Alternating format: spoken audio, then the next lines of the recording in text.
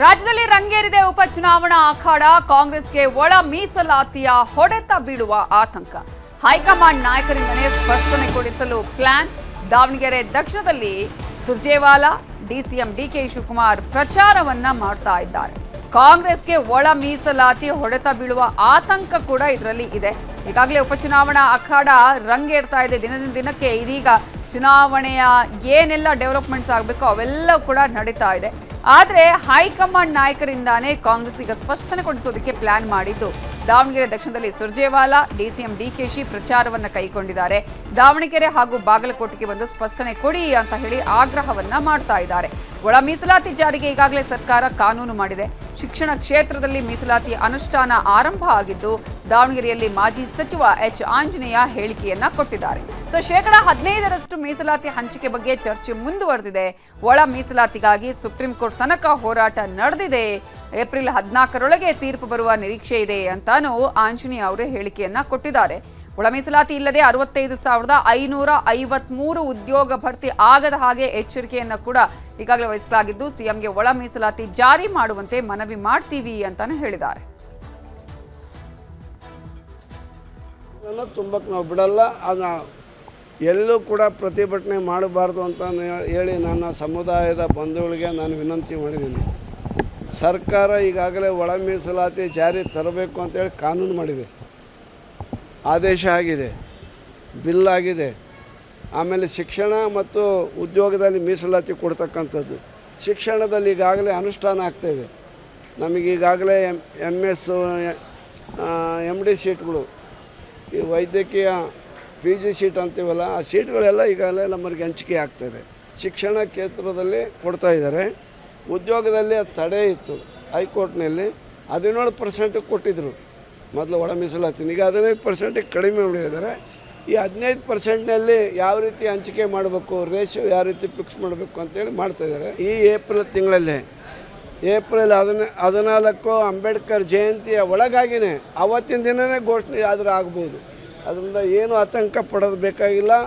ಒಳ ಮೀಸಲಾತಿ ಅಳವಡಿಸದೆ 60,543 ಹುದ್ದೆಗಳು ಏನದವಲ್ಲ, ಆ ಹುದ್ದೆಗಳನ್ನು ತುಂಬಕ್ಕೆ ನಾವು ಬಿಡಲ್ಲ. ಅದನ್ನ ಒಳ ಮೀಸಲಾತಿ ಅಳವಡಿಸಿ ನೀವು ನಮಗೆ ಒಳ ಮೀಸಲಾತಿ ಕೊಡಬೇಕು ಅಂತೇಳಿ ಮುಖ್ಯಮಂತ್ರಿ ಮನವಿ ಮಾಡಿದ್ದೇವೆ.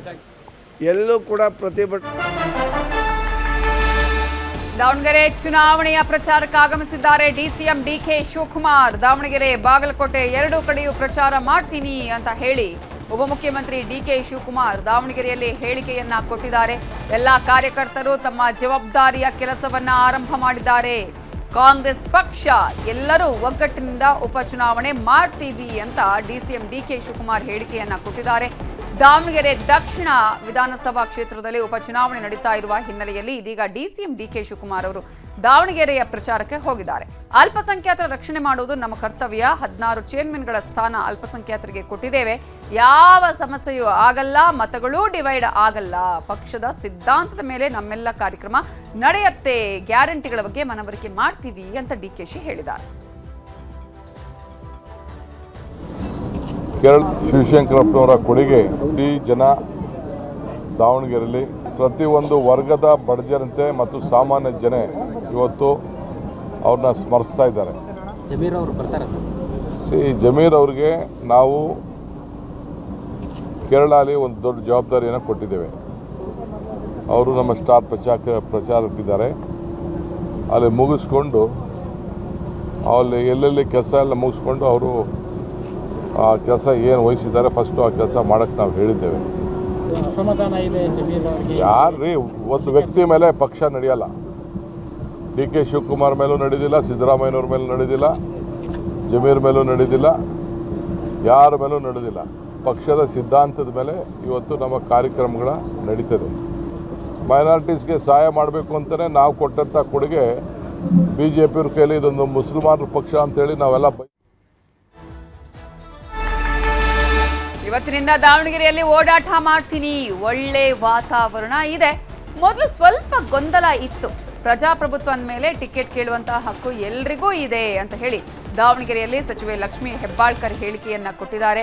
ವಿಜಯದತ್ತ ಸಮರ್ಥ ಅಂತ ಗಟ್ಟಿಯಾಗಿ ಹೇಳಬಹುದು ಅಂತ ಸಚಿವೆ ಲಕ್ಷ್ಮೀ ಹೆಬ್ಬಾಳ್ಕರ್ ಅವರು ದಾವಣಗೆರೆಯಲ್ಲಿ ಹೇಳಿಕೆಯನ್ನ ಕೊಟ್ಟಿದ್ದಾರೆ. ಲಕ್ಷ್ಮೀ ಹೆಬ್ಬಾಳ್ಕರ್ ದಾವಣಗೆರೆಯಲ್ಲಿ ನಾನು ಪ್ರಚಾರವನ್ನ ಮಾಡ್ತಾ ಇದ್ದೀನಿ, ಇವತ್ತಿನಿಂದಲೇ ಪ್ರಚಾರ ಆರಂಭ ಮಾಡಿದ್ದೀನಿ ಅಂತ ಹೇಳ್ತಾ ಇದ್ದಾರೆ. ನಾನು ಓಡಾಟ ಮಾಡ್ತೀನಿ ದಾವಣಗೆರೆಯಲ್ಲಿ ಅನ್ನುವಂತಹ ಹೇಳಿಕೆಯನ್ನು ಕೂಡ ನೀಡಿದ್ದಾರೆ. ಎಲ್ಲರ ಬಳಿ ನಾವು ಮತ್ತೊಮ್ಮೆ ಮಾತನಾಡ್ತೀವಿ. ಸಿಎಂ ಇಬ್ರಾಹಿಂ ಹಿರಿಯರು ನಮ್ಮ ಪಕ್ಷದಲ್ಲಿಲ್ಲ, ಅವರ ಪ್ರಯತ್ನ ಮಾಡಲಿ, ನಮ್ಮ ಪ್ರಯತ್ನ ಮಾಡಲಿ. ಜಮೀರ್ ಅವರನ್ನ ಕೇರಳದಲ್ಲಿ ಪ್ರಚಾರಕ್ಕೆ ಕಳುಹಿಸಿದ್ದಾರೆ. ಈಗಾಗಲೇ ಫೋನ್ ಮಾಡಿ ಮಾತಾಡಿದ್ದೇವೆ, 4ನೇ ತಾರೀಕು ಬರ್ತೀನಿ ಅಂತ ಹೇಳಿದ್ದಾರೆ ಅಂತ ಲಕ್ಷ್ಮೀ ಹೆಬ್ಬಾಳ್ಕರ್ ಹೇಳಿಕೆಯನ್ನ ಕೊಟ್ಟಿದ್ದಾರೆ. ಅನ್ನಿಸ್ತು. ಆದರೆ ಈಗ ನಮ್ಮ ಇಡೀ ಕ್ಷೇತ್ರವನ್ನು ಓಡಾಡ್ತೀವಿ, ಒಳ್ಳೆ ವಾತಾವರಣ ಇದೆ. ಮೊದಲು ಶುರುವಿನಲ್ಲಿ ಸ್ವಲ್ಪ ಗೊಂದಲಗಳಿತ್ತು, ಯಾಕಂದರೆ ಪ್ರಜಾಪ್ರಭುತ್ವ, ಟಿಕೆಟ್ ಕೇಳುವಂಥ ಹಕ್ಕು ಎಲ್ಲರಿಗೂ ಇದೆ.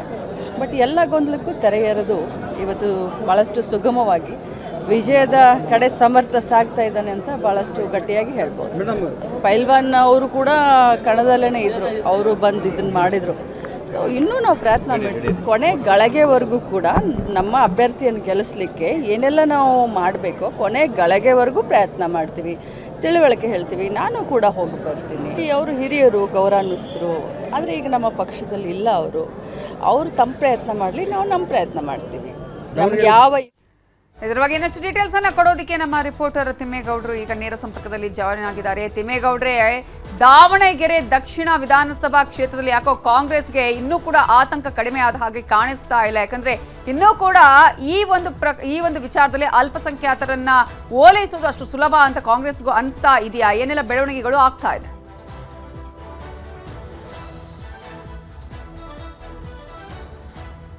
ಬಹಳ ಮುಖ್ಯವಾಗಿ ಬಾಗಲಕೋಟೆ ಮತ್ತು ದಾವಣಗೆರೆ ಉಪಚುನಾವಣಾ ರಣಕಣ ರಂಗೇರಿದೆ ಅಂದರೆ ತಪ್ಪಾಗಲಿಕ್ಕಿಲ್ಲ. ಯಾಕಂತ ಹೇಳಿದ್ರೆ ಎರಡೂ ಕ್ಷೇತ್ರಗಳಲ್ಲೂ ಕೂಡ ಪ್ರಚಾರದ ಭರಾಟೆ ಜೋರಾಗಿದೆ.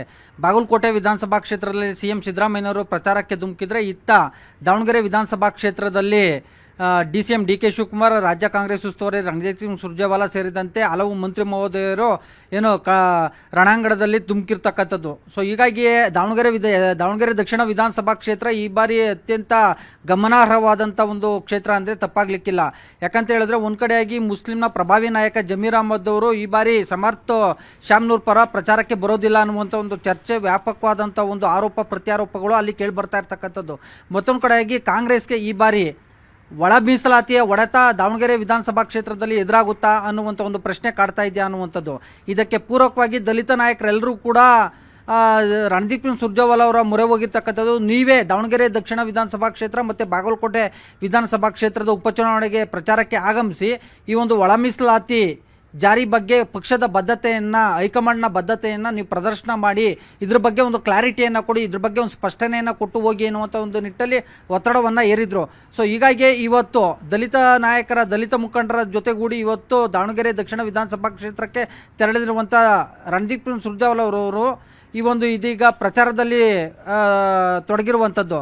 ಮತ್ತೊಂದು ಕಡೆಯಾಗಿ DCM DK ಶಿವಕುಮಾರ್ ಅವರು ಕೂಡ ದಾವಣಗೆರೆ ದಕ್ಷಿಣ ವಿಧಾನಸಭಾ ಕ್ಷೇತ್ರದ ಹಲವೆಡೆ ಪ್ರಚಾರದಲ್ಲಿ ತೊಡಗಿದ್ದಾರೆ. ಎಸ್ಪೆಷಲಿ ಸಮರ್ಥ ಶಾಮ್ನೂರ್ ಅವ್ರ ಪರ ಪ್ರಚಾರವನ್ನು ಮಾಡೋದ್ರ ಮುಖಾಂತರ ಪಕ್ಷದ ಕಾರ್ಯಕ್ರಮಗಳ ಬಗ್ಗೆ, ಗ್ಯಾರಂಟಿಗಳ ಬಗ್ಗೆ ತಿಳಿ ಹೇಳ್ತಾ ಇದ್ದಾರೆ.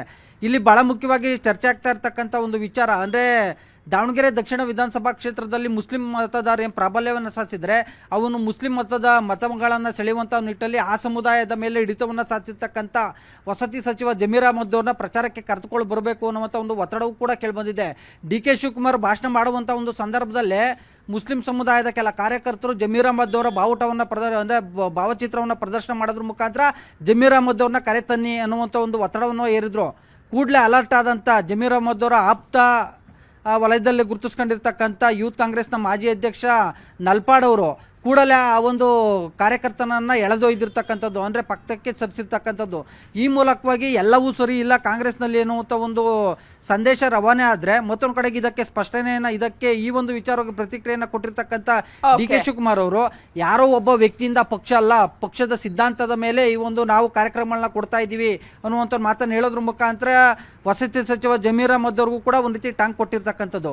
ಒಟ್ಟಾರೆ ಜಮೀರ್ ಅಹಮದ್ ಅಂದರೆ ಪ್ರಚಾರ ಕಣದಿಂದ ಅಂತರವನ್ನು ಕಾಯ್ದುಕೊಂಡಿರ್ತಕ್ಕಂಥ ಜಮೀರ್ ಅಹಮದ್ ಅವರ ಗೈರಿನಿಂದ ಮುಸ್ಲಿಂ ಮತಗಳು ವಿಭಜನೆ ಆಗುವಂಥ ಒಂದು ಕಡೆ ಆತಂಕ, ಮತ್ತೊಂದು ಕಡೆಯಾಗಿ ಒಳ ಮೀಸಲಾತಿ ಜಾರಿ ವಿಳಂಬದಿಂದ ಅಲ್ಲಿ ಎಡಗೈ ಸಮುದಾಯ ಕೈ ಕೊಡುವಂಥ ಒಂದು ಆತಂಕ. ಸೊ ಹೀಗಾಗಿ ಕಾಂಗ್ರೆಸ್ನಲ್ಲಿ ಒಂದು ರೀತಿ ಆಂತರಿಕ ಕಚ್ಚಾಟ, ಈ ಮೂರು ಪ್ರಮುಖ ವಿಚಾರಗಳಿಂದ ಇದೀಗ ಕಾಂಗ್ರೆಸ್ ಅಭ್ಯರ್ಥಿಗೆ ಒಂದು ರೀತಿ ಕೊಂಚ ಆತಂಕ ಶುರುವಾಗಿದೆ ಅಂದರೆ ತಪ್ಪಾಗ್ಲಿಕ್ಕಿಲ್ಲ. ನವಿತಾ ಜೈನ್. Thank you.